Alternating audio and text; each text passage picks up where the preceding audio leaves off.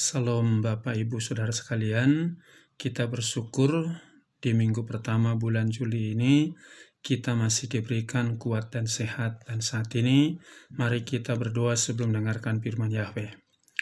Bapa di dalam surga yang kami sembah dalam nama Tuhan Yesus Mesias, kami bersyukur kalau sampai hari ini Kau masih menjagai, memelihara, dan menguatkan kami. Dan saat ini kami mendengarkan firman-Mu, Roh Kudus urapi kami, agar kami benar-benar mengerti firman-Mu dan kami dapat melakukannya. Kami sambut firman-Mu dalam nama Tuhan Yesus kami berdoa, haleluya, amin. Hari ini firman Yahweh saya ambil dalam Matius pasal yang ke-7 yang berbunyi demikian di ayat yang ke-24 sampai dengan ayat yang ke-27. Dua macam dasar. Oleh karena itu, setiap orang yang mendengarkan perkataanku ini dan melakukannya, aku akan menyamakan dia dengan seorang yang bijaksana, yang telah membangun rumahnya di atas batu karang. Dan turunlah hujan, dan datanglah banjir, dan bertiuplah angin, dan semua melanda atas rumah itu. Dan dia tidak runtuh karena dia telah dipondasikan di atas batu karang. Dan setiap orang yang mendengarkan perkataanku ini dan tidak melakukannya, dia akan disamakan dengan seorang yang bodoh yang telah membangun rumahnya di atas pasir.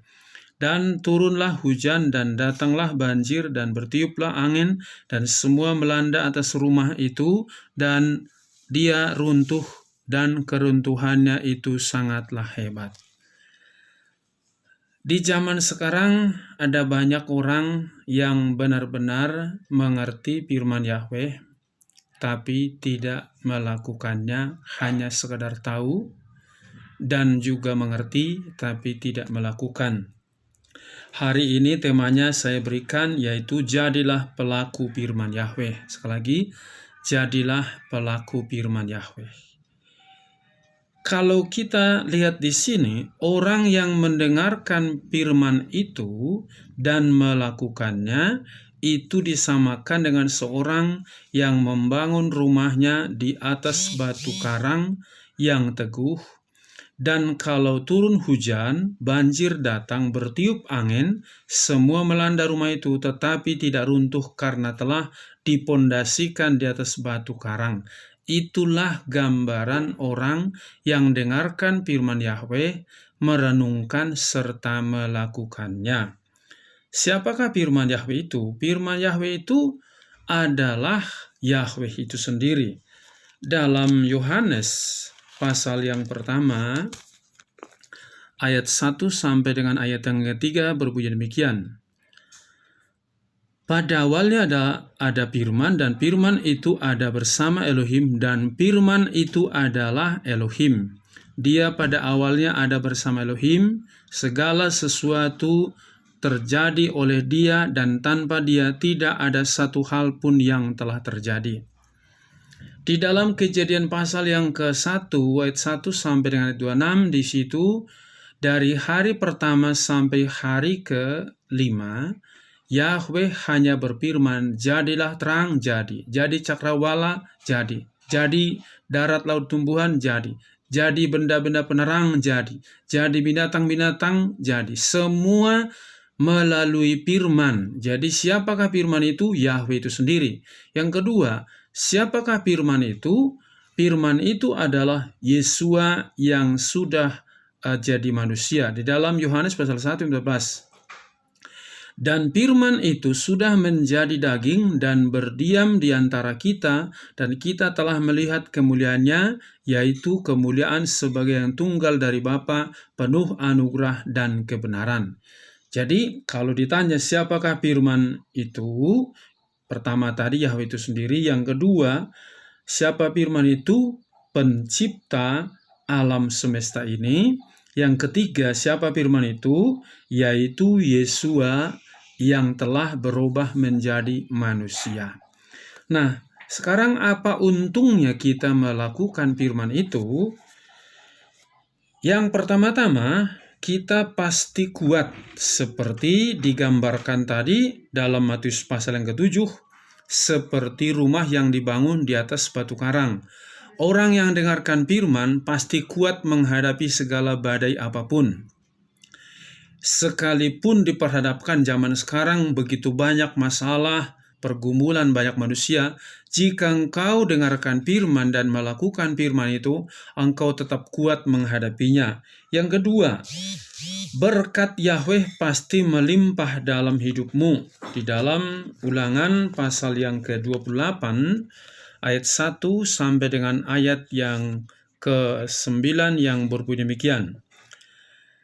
Dan apabila engkau mendengarkan dengan baik suara Yahweh Elohimmu dan berhati-hati melakukan semua perintahnya yang telah aku perintahkan kepadamu hari ini, maka Yahweh Elohimmu akan menempatkan engkau di tempat yang tinggi, mengatasi segala bangsa di bumi. Dan semua berkat ini akan datang kepadamu dan menjadi bagianmu jika engkau mendengarkan suara Yahweh Elohimmu.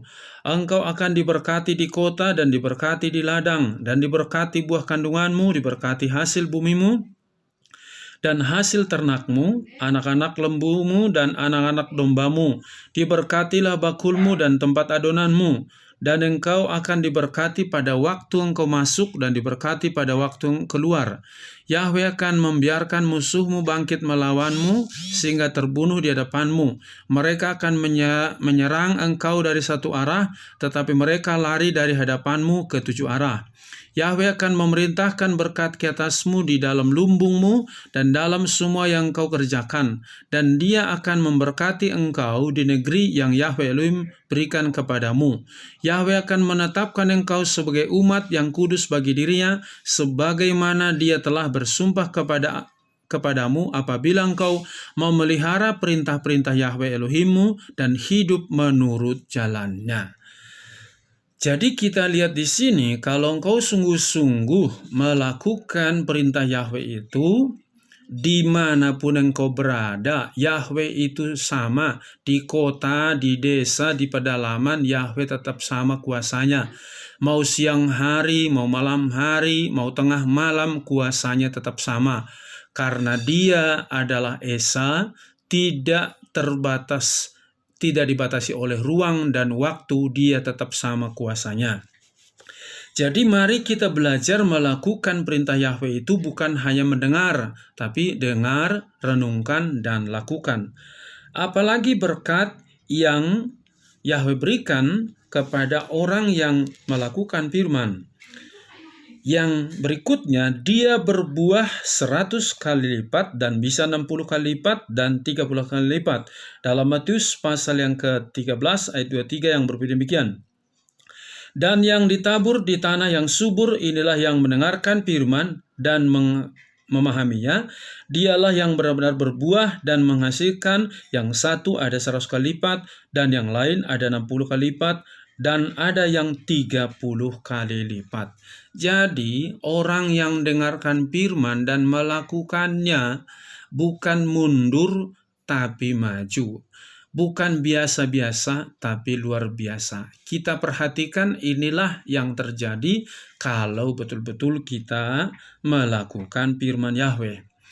Nah, sekarang bagaimana cara kita melakukan firman Yahweh? Pertama-tama, apa yang disuruh itu yang dikerjakan. Ketika bangsa Israel dikejar tentara Mesir dan di depan ada lautan yang terbentang luas dan dalam, Yahweh perintahkan kepada Musa, dikatakan, pukulkan tongkatmu ke air itu. Di dalam Keluaran pasal yang ke-14 ayat 15 sampai dengan ayat yang ke-21, Musa melakukannya, maka terjadi mujizat. Seandainya Musa tidak melakukan, yaitu memukulkan tongkat itu ke air itu, maka tidak ada mujizat. Jadi kalau engkau dengarkan firman Yahweh, apa yang disuruh itu kerjakan.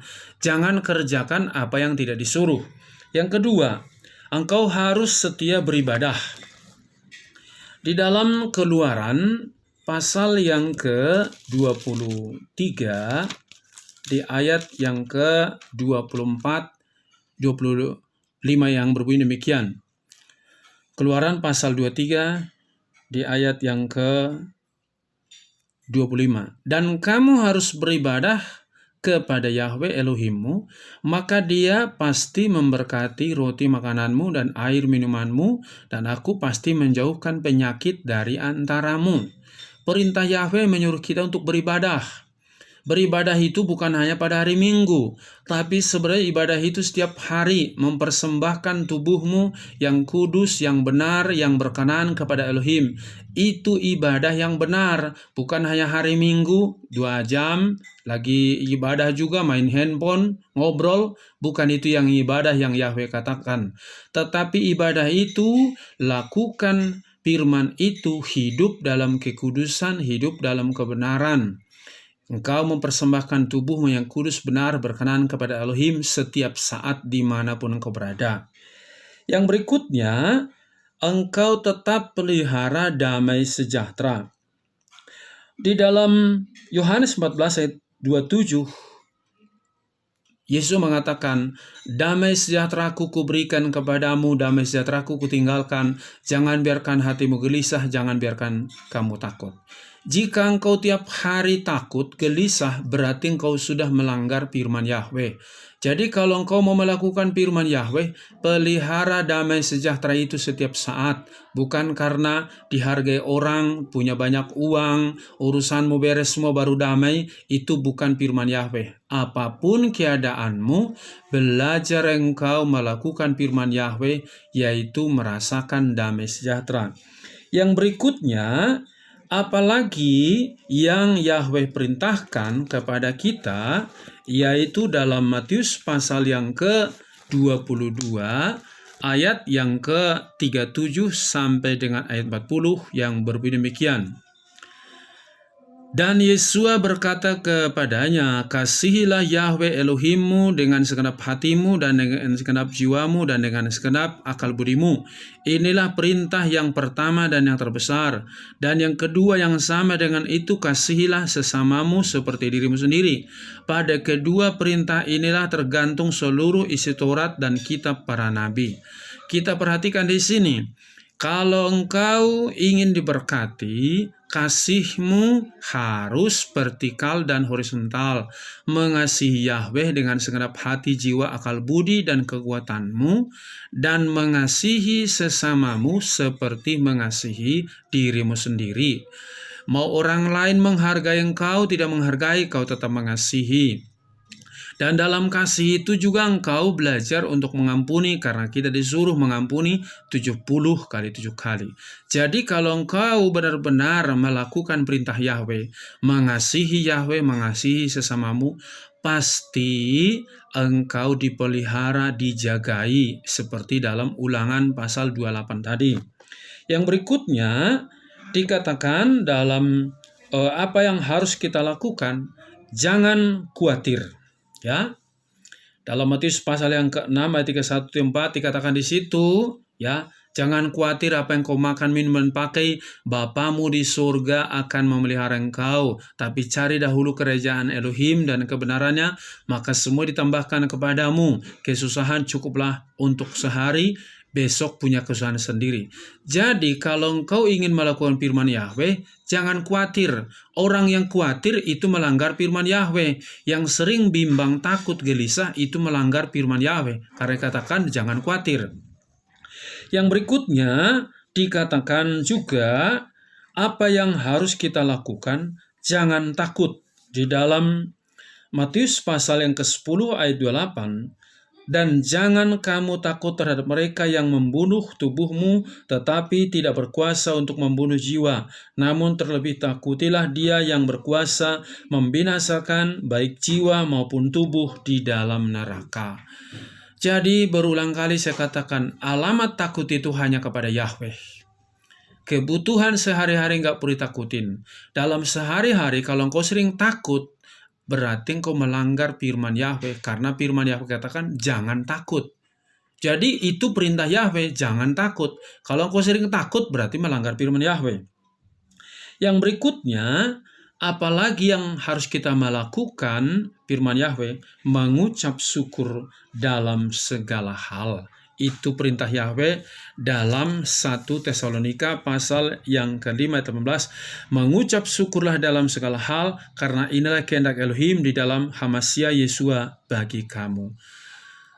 Apapun yang sedang engkau alami sekarang, belajar mengucap syukur, maka engkau sudah melakukan firman Yahweh. Saat ini, marilah kita bukan menjadi pendengar yang baik, tapi belajarlah engkau dengarkan firman Yahweh, renungkan firman itu, lakukan dengan baik, maka engkau akan berbuah lebat. Seperti dalam Mazmur pasal 1 ayat 1-3, berbahagialah orang merenungkan firman Yahweh siang dan malam, maka apa yang dikerjakannya akan berhasil. Amin. Kita berdoa. Bapa di surga, terima kasih atas kebenaran firman-Mu yang sudah kami dengarkan. Biarlah kami betul-betul mendengarkan firman-Mu, merenungkannya, melakukannya. Apapun keadaan kami, dimanapun kami berada, kami mau tetap setia melakukan firman-Mu, karena kami tahu begitu banyak untungnya kami ketika melakukan firman-Mu. Kami akan menghasilkan buah 100 kali lipat, 60 kali lipat, bahkan 30 kali lipat. Bahkan ketika badai datang, angin kencang, kami tetap kokoh kuat, karena kekuatan firman-Mu itu bekerja dalam diri kami, memberikan kemenangan, memberikan penghiburan, memberikan tenaga bagi kami sehingga kami menang. Terima kasih, kami bersyukur atas firman-Mu. Engkau tanamkan dalam hati kami sehingga berakar, bertumbuh dan berbuah. Terpujilah nama-Mu. Berkati bapak-bapak, berkati ibu-ibu, pemuda, remaja, anak-anak, supaya kuat menghadapi keadaan sekarang dan juga mau menjadi pelaku firman-Mu. Seluruh hamba-hamba-Mu, anak-anak-Mu dimanapun berada, Engkau jagai, tutup bungkus dengan kuasa Roh Kudus-Mu, supaya tetap di dalam rencana-Mu. Pemerintah kami dari pusat sampai daerah, berkati supaya tetap kuat, bijak dalam menjalankan tugasnya. Terpujilah nama-Mu, di dalam nama Tuhan Yesus kami berdoa, haleluya, amin. Salam, Yahweh berkati.